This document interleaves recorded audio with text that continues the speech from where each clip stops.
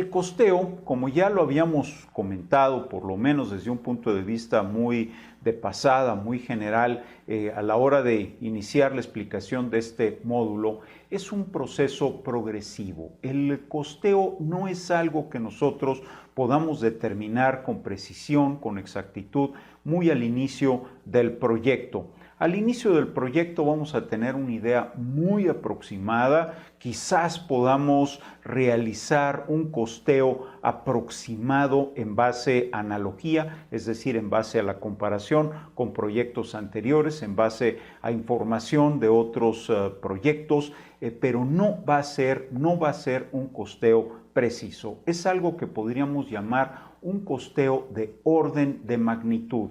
En inglés le llaman Rough Order of Magnitude y de ahí viene el término costeo ROM, también conocido como costeo de orden de magnitud. Es algo simplemente informativo, a lo cual no nos podemos comprometer mantener, ya que se trata meramente de una aproximación para la toma de decisiones, también en base al hecho de que existe un amplio margen de error si hacemos este costeo en estos momentos. Conforme vamos profundizando en lo que es la preparación, la organización, la planificación de nuestro proyecto, vamos obteniendo más información y más precisa al respecto de cuánto tiempo, cuántos recursos, en qué condiciones vamos a necesitar realizar este proyecto. Con esto vamos a tener una base cada vez mejor para la realización del costeo.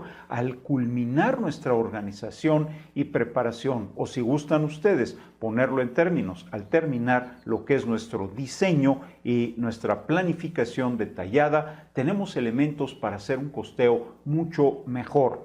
De hecho, la culminación de este costeo va a ser llegar a lo que llamamos la línea base de los costos, que es una de las líneas bases más importantes para nuestro proyecto, junto con la línea base de alcances y la línea base del cronograma. Esta línea base de los costos se representa en las técnicas que vamos a ver más adelante, las técnicas de valor de vengado, con las siglas BAC.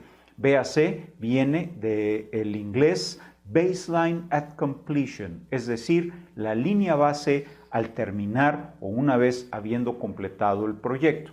Por supuesto, posteriormente al arranque del proyecto va a haber inevitables variaciones, va a haber cambios, va a haber mejoras, va a haber distintos factores que pueden influir para que esta línea base pueda sufrir modificaciones. Como explicaremos en el módulo siguiente al respecto de los cambios, estas modificaciones tienen que estar bien manejadas, es decir, no podemos dejar a libre arbitrio o no podemos ser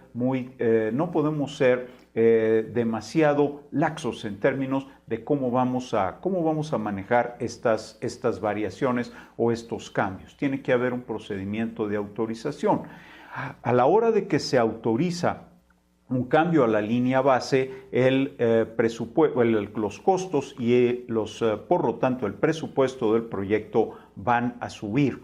Vamos a hablar de estos términos y vamos a ver cuál es su diferencia entre lo que es el costo y lo que sería el presupuesto del proyecto un poco más adelante.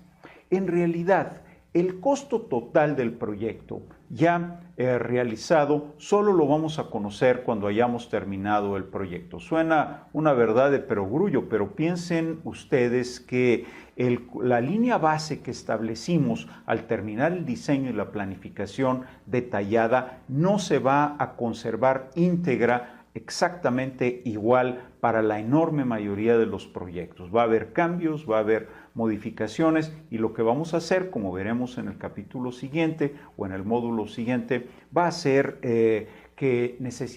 ver cómo manejamos estos cambios.